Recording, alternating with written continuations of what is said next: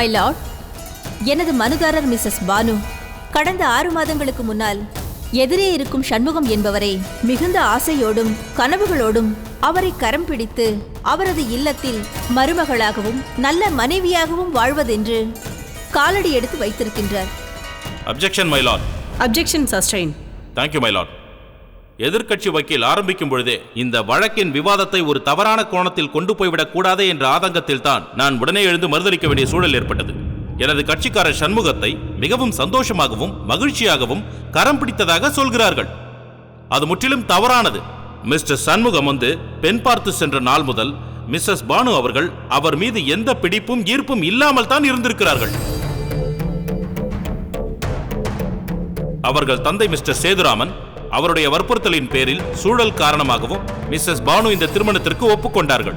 பேசி 10 நாட்களில் மிக அவசர கதியில் பத்திரிகை கூட அடிக்காமல் கோவிலில் இந்த திருமணம் நடந்து முடிந்திருக்கிறது. அதற்கான டாக்குமெண்ட்ஸை நான் சமர்ப்பிக்கிறேன்.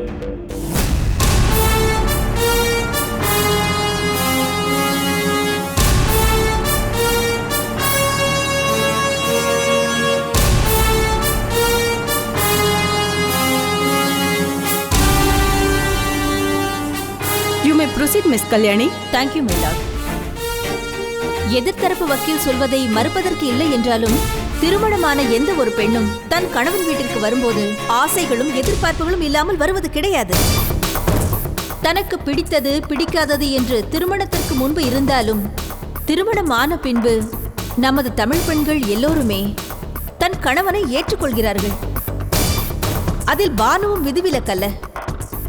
மிஸ்டர் சண்முகத்தை விட தோற்றத்தில் மட்டுமல்ல, படிப்பு, வேலை, திறமை என எல்லா வகையிலும் உயரத்தில் உள்ள எனது கட்சிக்காரர் மிஸ்ஸஸ் பானு அவரோடு வாழ வேண்டும், அதுவும் மகிழ்ச்சியாக வாழ வேண்டும் என்றுதான் வாழ தொடங்கி இருக்கிறார்.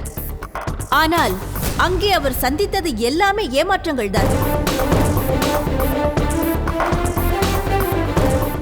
இதோ பிரதிவாதியாக இங்கு நிற்கும் மிஸ்டர் சண்முகம் எனது கட்சிக்காரர் பானுவிற்கு இவர் இழைத்த கொடுமைகள் ஒன்றல்ல இரண்டல்ல. திருமணமானவுடன் தனது தோழிகளுக்கு தெரிவிக்க ஒரு ரிசப்ஷன் நடத்த வேண்டும் என்று ஆசைப்பட்டார். அதுவே மிஸ்டர் சண்முகம் அவரது குடும்பத்தாரால் மறுக்கப்பட்டுள்ளது. அன்று முதல் இன்று வரை எனது கட்சிக்காரர் பானுவின் ஆசைகள் சிறியதோ பெரியதோ எதுவுமே நிறைவேற்றப்படவே இல்லை. Objection, my lord. Objection overruled. Thank you, my lord.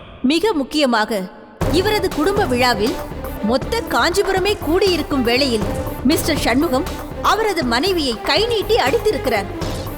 அதுவும் திருமணமான ஒரே வாரத்தில். அதை கண்ணால் இந்த காஞ்சிபுரமே பார்த்திருக்கிறது.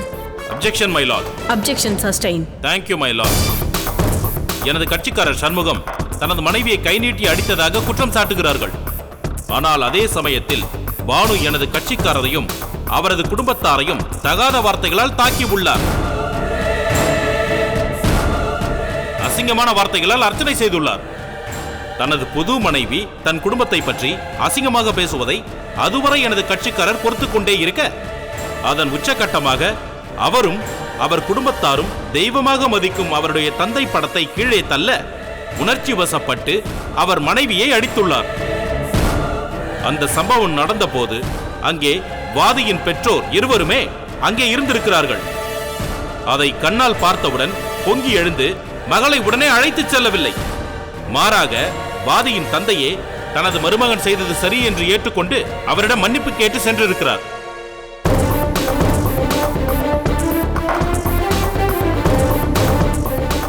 ஓகே மிஸ் கல்யாணி, நீங்க தொடரலாம். Thank you my Lord. பெற்ற மகள் திருமணமான புதிதிலேயே வாழா வெட்டியாக எங்கே வந்து விடுவாளோ என்ற ஆதங்கத்தில் எனது கட்சிக்காரரின் தந்தை அந்த இடத்தில் எதுவுமே பேசாமல் அமைதியாக இருந்திருக்கிறார். ஆனால் அதற்காக எந்த ஒரு தந்தையும் தன் மகளை அடித்துக் கொள்வதை ஏற்றுக்கொள்ள மாட்டார்களே. இது வெறும் அடிப்படையான சம்பவம் தான். இதற்கு பின்னால் அடுக்கடுக்காக நடந்த சம்பவங்கள் தான் எனது கட்சிக்காரரை மனம் உடைந்து விவாகரத்து கேட்க தூண்டியுள்ளது. அவரது மனைவியை தினமும் வீட்டில் அவமானம் செய்வதும் அசிங்கப்படுத்துவதும் இவர் இதே வேலையாக வைத்திருக்கிறார். மிகப்பெரிய பாரம்பரிய மிக்க குடும்பத்திலிருந்து வந்திருந்தாலும் இவருக்கென்று சொத்தோ வருமானமோ எதுவும் இல்லாமல் அவரது அண்ணன் அண்ணியை சார்ந்தே வாழ்ந்து வந்ததால்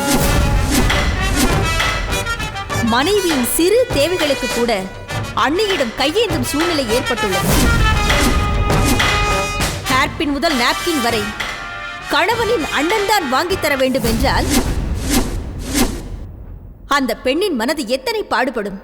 ஒவ்வொரு முறையும் இதை பற்றி கேட்கும் பொழுது பானுவை அந்த குடும்பம் மொத்தமும் திட்டி திட்டி அவமானப்படுத்தியுள்ளது. Objection my lord. Objection sustain. நீங்க ப்ரொசீட் பண்ணலாம். எதிர்த்தரப்பு வக்கீல் ஏதோ குற்றம் சொல்ல வேண்டும் என்பதற்காகவே எனது கட்சிக்காரர் சண்முகத்தின் மீது அபாண்டமான பழியை போடுகிறார். அவர் ஒரு பாரம்பரியமான குடும்பத்தை சார்ந்தவர். அவர்களது குடும்பம் காஞ்சிபுரத்தில் உள்ள பல்வேறு குடும்பங்களை வாழ வைத்துக் கொண்டிருக்கிறது. கைராசி குடும்பம் என்றால் காஞ்சிபுரத்தில் மிகவும் பிரசித்தி. அதனால் அவருக்கு வேலைக்கு போக வேண்டும் என்ற எந்த நிர்பந்தமும் இல்லை. அதே நேரத்தில் என் கட்சிக்காரர் ஊர் சுற்றி கொண்டும் வெட்டி கதை பேசிக்கொண்டும் புளிய மரத்தின் அடியில் சீட்டாடிக் கொண்டும் தண்ணி அடித்துக் கொண்டும் காலம் தள்ளும் சாதாரண ஆள் இல்லை. அவரும் கைராசி சில்க்ஸ், கைராசி லாரி ஏஜென்சிஸ் என்று பல்வேறு வகையில் உழைக்கிறார். இதோ அவர் லோட் ஏற்றும் பணி, இம்போர்ட் பணிகள் மற்றும் கடைகளில் வேலை செய்வதற்கான ஆதாரங்கள், அதோடு ஆண்டு வருமானம், அவருடைய பிக்சட் டெபாசிட் அனைத்தும் உங்களிடம் சமர்ப்பிக்கப்பட்டுள்ளது.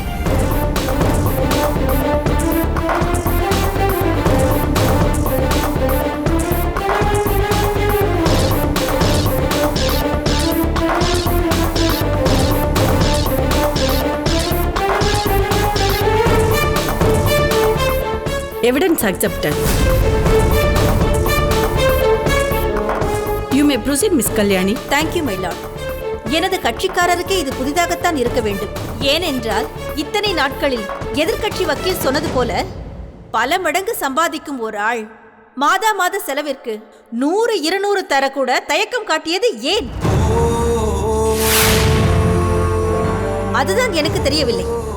அந்த ஒரே காரணத்திற்காகத்தான் எனது கட்சிக்காரர் பானு வேறு வழி தெரியாமல் வேலைக்கு செல்ல முடிவெடுத்து இன்று வரை தனது சொந்த காலில் நின்று தன் செலவுகளை பார்த்துக் கொள்கிறார்.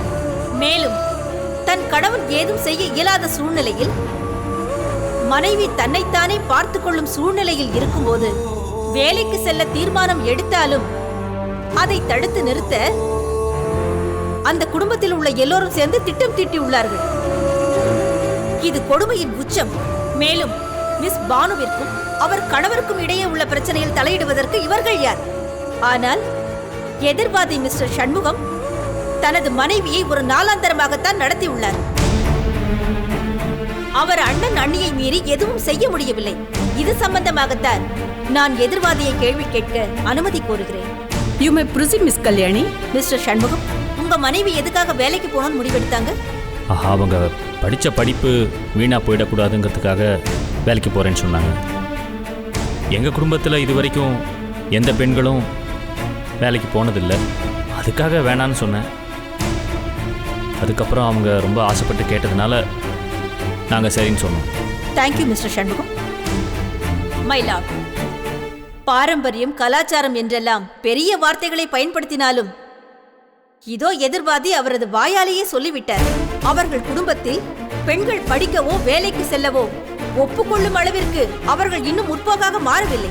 Objection my lord. Objection sustain. Thank you, my lord. எனக்கு வாதியிடமிருந்து சில கேள்விகள் கேட்க தாங்கள் அனுமதி வழங்க வேண்டும். Proceed. Thanks my lord. Mrs Bhanumathi, நீங்க எப்ப வேலைக்கு போக ஆரம்பிச்சீங்க? 3 months வேலைக்கு போயிட்டு இருக்கேன். எதுக்காக வேலைக்கு போகணும்னு முடிவெடுத்தீங்க? என் ஹஸ்பண்ட் சரியா சம்பாதிக்கல. என்னோட பர்சனல் எக்ஸ்பென்ஸ்க்காக அவர்கிட்ட பணம் கேட்க எனக்கு விருப்பம் இல்லை. அதனால என்னோட சொந்த செலவெல்லாம் சமாளிக்க நான் வேலைக்கு போறேன். மை லார்ட், மிஸ்ஸஸ் பானு அவர்கள் தனக்கு வேலைக்கு கிடைத்த ஆஃபர் லெட்டரை தங்களிடம் சமர்ப்பிக்கும்படி கேட்டுக்கொள்கிறேன். அவர் ஜாயினிங் லெட்டரை பாருங்கள். எனது கட்சிக்காரர் சண்முகவிடம் கருத்து கேட்கவோ அனுமதி கேட்கவோ இல்லை. இதை அந்த டாக்குமெண்ட் மூலம் தங்களுக்கு தெளிவாக்க விரும்புகிறேன். வேலைக்காக விண்ணப்பம் செய்தோ அல்லது தெரிந்தவர் மூலமாகவோ பேசி வேலைக்கு கொடுக்கப்பட்ட ஆஃபர் லெட்டர் அச்சடிக்கப்பட்ட அதே தேதியில் வெறும் 10 நிமிட இடைவேளையில் கையெழுத்து போடப்பட்டிருக்கிறது. அப்படி என்றால் வேலையை ஏற்றுக்கொண்ட பிறகுதான் அவர் கணவனிடம் அது பற்றி சொல்லலாமா வேண்டாமா என்று யோசித்திருக்கிறார். பிறகு எப்படி எனது கட்சிக்காரர் அவர் வேலைக்கு செல்வதை தடுத்தார் என்று கூற முடியும்?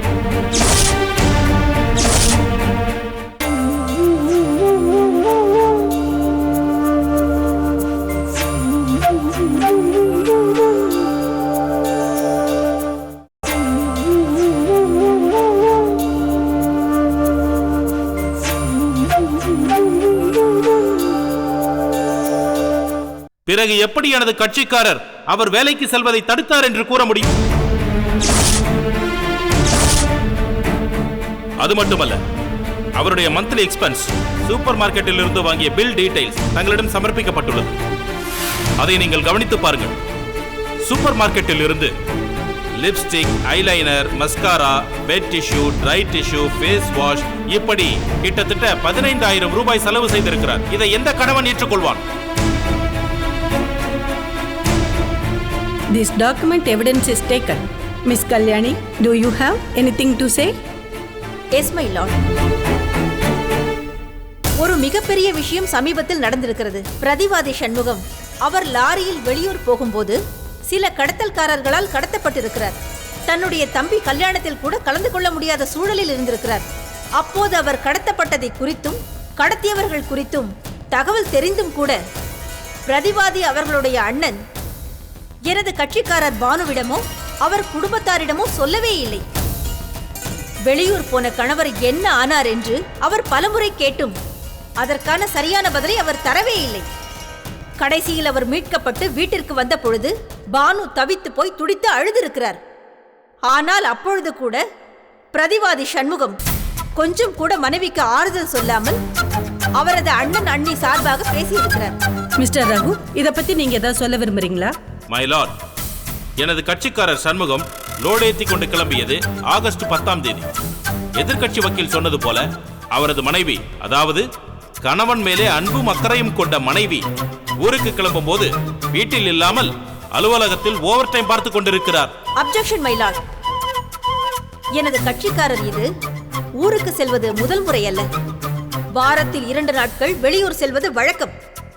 அவர் வெளியூர் செல்லும் நாளில் வேலைக்கு போகாமல் வீட்டிலிருந்து அன்பை பொழிய வேண்டும் என்று எதிர்க்கட்சி வக்கீல் சொல்வது எனக்கு வேடிக்கையாக இருக்கிறது my lord. Mr Raghu, Bhanumathi வேலைக்கு போகும் பெண். கணவர் அடிக்கடி வெளியூர் பயணம் போகும்போது வீட்டில் இருந்து பணிவிடைகள் செய்தால்தான் அன்பு என்று குற்றம் சாட்டுவது தவறு. நீங்கள் வேறு ஏதாவது கருத்துக்கள் இருந்தால் சொல்லுங்கள். Sorry my Lord. எனது கட்சிக்காரர் சண்முகம் கடத்தப்பட்டு கடத்தல்காரர்களின் பிடியில் சிக்கி தவிக்கும் போது அவருடைய அண்ணன் அவரை விடுவிக்க பணம் தேவை என்று பேங்கில் சென்று பணம் எடுக்க முயற்சி செய்திருக்கிறார். அதாவது சேதுராமன் மேனேஜராக இருக்கும் பேங்கில் பணம் எடுக்க முயற்சி செய்துள்ளார். ஆனால் அந்த பேங்கில் மேனேஜராக இருக்கும் பானுவின் தந்தை சேதுராமன் அதை அறிந்து கொண்டு தனது மகளுக்கு கிடைக்கவிருக்கும் சொத்தில் பங்கு கிடைக்காமல் போய்விடும் என்று தனது கட்சிக்காரருடைய அண்ணன் பற்றிய தவறான கருத்தை தன்னுடைய மகளிடம் சொல்லி இருக்கிறார். அதை கேட்டுக்கொண்ட மிஸ் பானு பணத்தை எடுக்கக்கூடாது என்று வீட்டில் சண்டையிட்டிருக்கிறார். தனது சொந்த பணத்தை எடுத்து தம்பியை காப்பாற்ற முடியாமல் மனம் வெதும்பி ஊரில் பல இடங்களில் கடன் வாங்கி கஷ்டப்பட்டு இறுதியில் காவல்துறை உதவியோடு தம்பியை மீட்டிருக்கிறார்.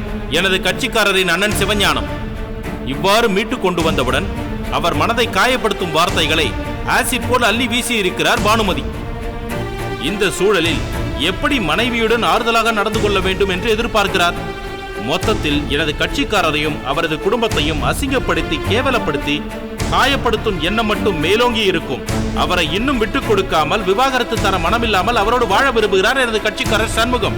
இதிலிருந்தாவது பானுமதி அவருடைய கணவர் அவர் மீது எத்தனை அன்பு வைத்திருக்கிறார் என்பதை புரிந்து கொள்ள வேண்டும். இப்படி ஒரு நல்ல கணவரோடு நல்ல வாழ்க்கை தொடர வேண்டும் என்பதே என் விருப்பம். அதை நீங்களும் ஏற்றுக்கொள்வீர்கள் என்று நம்புகிறேன். நல்ல முடிவை தாருங்கள். That's all, my lord.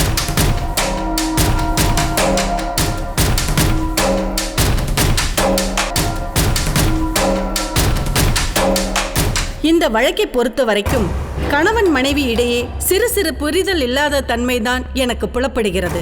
Banu Shanmugam இருவருமே நல்ல மனம் படைத்தவர்களாக இருந்தாலும் நல்ல குணம் படைத்தவர்களாக இருந்தாலும் இருவர்களுக்கும் சரியான புரிதல் இல்லையோ என ஐயப்பாடு ஏற்படுகிறது. மிஸ்ஸஸ் கல்யாணி, எஸ், உங்கள் தரப்பில் ஏதாவது வாதம் இருக்கிறதா? S my Lord. இவ்வளவு நேரம் நான் வன்கொடுமைங்கிற ஒரே விஷயத்துக்காகத்தான் ஆர்கியூ பண்ணிக்கிட்டு இருந்தேன். ஆனா இன்னொரு முக்கியமான பிரச்சனையும் இருக்கு. Under the ground of adultery, எனது கட்சிக்காரர் அவரது கணவனின் நடத்தையாலும் அவர் இழைத்த நம்பிக்கை துரோகத்தாலும் பாதிக்கப்பட்டிருக்கிறார்.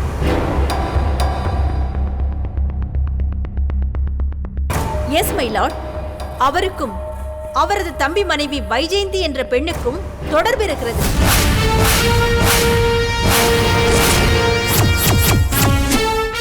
திருமணத்திற்கு முன்பே ஆரம்பித்த தொடர்பு இன்று வரை நீடிக்கிறது. நீங்கள் எனக்கு கொஞ்சம் அவகாசம் கொடுத்தால் அதற்கான ஆதாரங்களை இந்த கோர்ட்டில் சமர்ப்பிக்க தயாராக இருக்கிறேன்.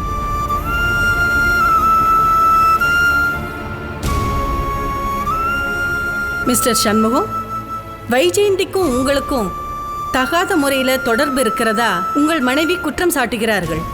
அதை நீங்க ஏத்துக்கிறீங்களா?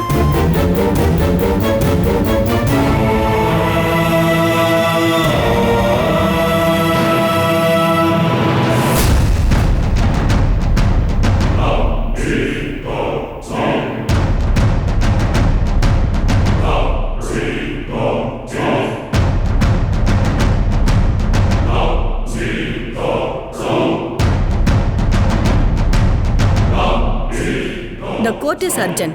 The petitioner can produce the evidence for the ground of adultery in the next urgent. மனுதாரர் இது சம்பந்தமான ஆதாரங்களை அடுத்த ஹியரிங்கில் கொடுக்கலாம். மறு விசாரணையை அடுத்த மாதம் 10ஆம் தேதிக்கு ஒத்திவைக்கப்படுகிறது.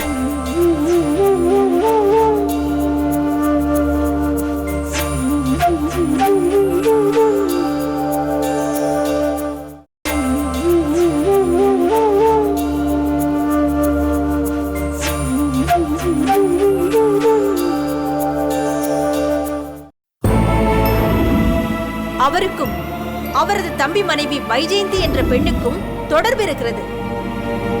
திருமணத்திற்கு முன்பே ஆரம்பித்த தொடர்பு இன்று வரை நீடிக்கிறது. நீங்கள் எனக்கு கொஞ்சம் அவகாசம் கொடுத்தால் அதற்கான ஆதாரங்களை இந்த கோர்ட்டில் சமர்ப்பிக்க தயாராக இருக்கிறேன்.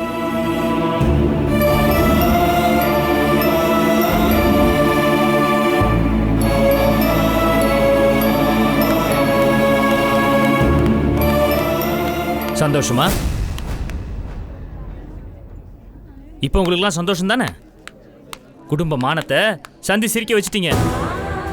உங்களுக்குலாம் மனசாட்சின்னு ஒன்று இருக்கா? நாகரிகமே இல்லாம கேவலமா நடந்துக்கிறீங்க. ஹலோ, உன் மனசுல என்ன நினைச்சிட்டு இருக்க? விட்டா ஓவரா பேசிட்டு போயிட்டு இருக்க. விவாகரத்து வேணும் கேட்ட கையெழுத்து போடக்கூடிய வேண்டியதானே? அதை விட்டு ஓவரா சீன் போடுற. விவாகரத்து என்ன கடையில் விற்கிற புடவையா? கேட்டவனும் வாங்கி கொடுக்கறதுக்கு பண்பு வேணும் பேச்சுல. அது உங்ககிட்ட இருந்தா தானே உங்க பொண்ணு கிட்ட இருக்கு.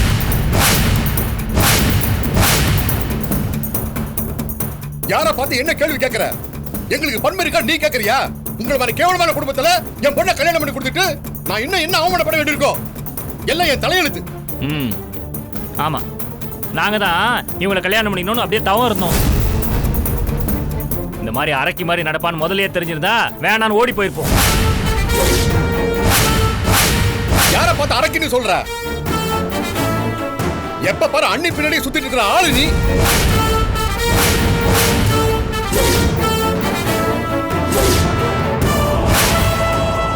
வீட்டுல கிளி மாதிரி பொண்டாட்டி இருக்கும் போது குரங்கு மாதிரி ஒருத்தி கூட இருந்துகிட்டு உனக்கெல்லாம் என் பொண்ணை பத்தி பேச என்ன தகுதி இருக்கு?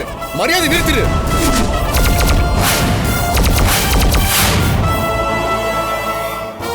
இதோட நிறுத்திக்க. இன்னும் ஒரு வார்த்தை பேசுன அசிங்கப்பட்டு போயிடுவ நீ. ஒத்தல பேச அளவுக்கு வந்துட்டியா நீ? மரியாதை கட்டிடும். மரியாதையை கொடுத்து வாங்கணும். எப்பவுமே இங்க இருந்து மட்டுமே எதிர்பார்க்க கூடாதியா? உனக்கெல்லாம் என்ன மரியாதை தேவைடா? யார் வேலையை கை வைக்கிற?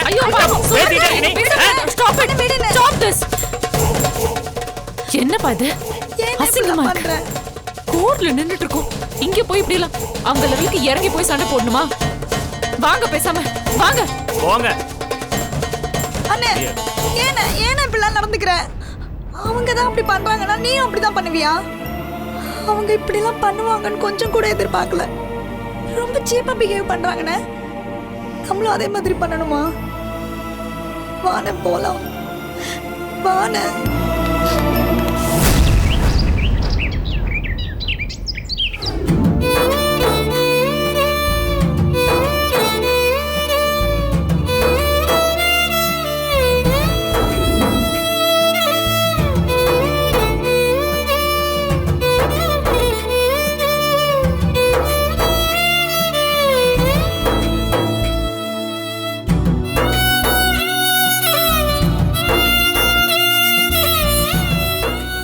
வைஜெயந்தி,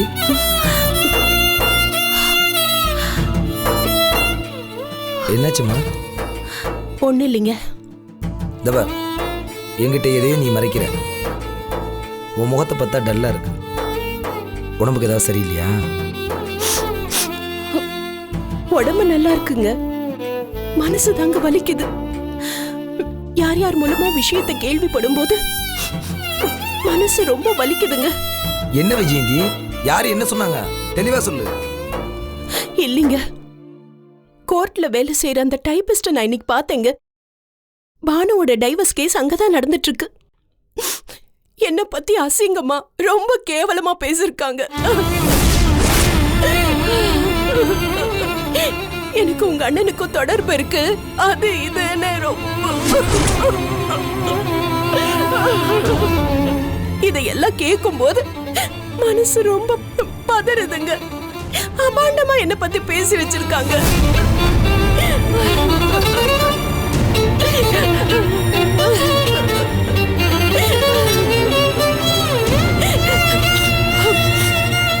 அன்னைக்கு வீட்ல எல்லாரும் முன்னாடி அவமானப்பட்டேனா அதோட முடிஞ்சு போச்சுன்னு பார்த்தேன். ஆனா இன்னைக்கும் பப்ளிக்ல எல்லார் முன்னாடியும் என்ன அசிங்கப்படுத்துற அளவுக்கு போயிடுச்சு. என்ன நினைச்சுக்கிட்டு இப்படி பண்றாங்கன்னு தெரியலையே. இத பத்தி நான் வீட்டுல பேசுறேன். அவங்க எப்படி தாறுமாறு அப்படி எல்லாம் பேசிட்டு இருக்கலாம்? கொஞ்சம் கூட மனச்சாட்சி இல்லாம, நாகரிகம் இல்லாம எனக்கு கேட்கவே காது கூசுது. இத நான் கேட்காம விட மாட்டேன். வேண்டாங்க, வீட்டுல இத பத்தி பேசி என்னங்க ஆக போகுது?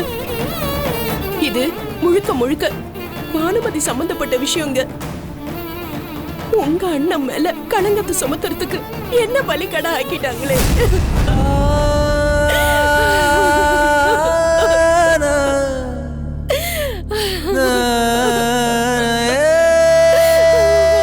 இதுக்கு மேல நான் என்னங்க பண்ணுவேன்?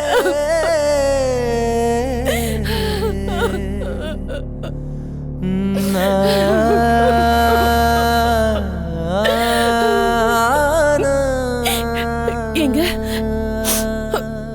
உங்ககிட்ட நான் ஒண்ணு கேட்பேன், அதுக்கு நீங்க உண்மையா பதில் சொல்லணும். சொல்வீங்களா? கேளு விஜயந்தி, என்ன விஷயம்? ஏங்க, என் மேல உங்களுக்கு ஏதாவது சந்தேகம் இருக்கா?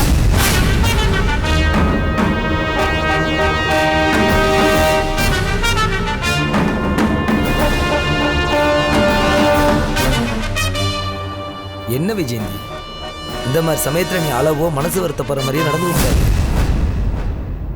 இந்த பரமா, உன் மேல எனக்கு துளி கூட சந்தேகம் கிடையாது.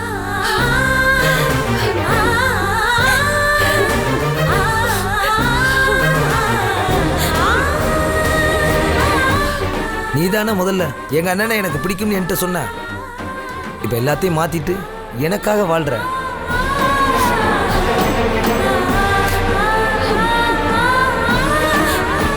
நான் எப்போதுமே உன்னை பரிபூர்ணமா நம்புறேன். போதுமா?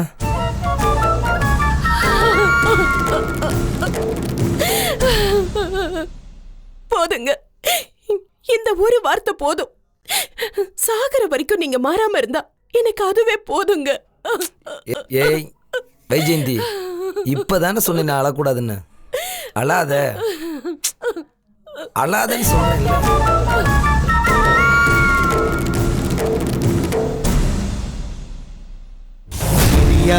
புயல் மழையா, இது சூறை காற்றின் மொழியா? கலங்காதே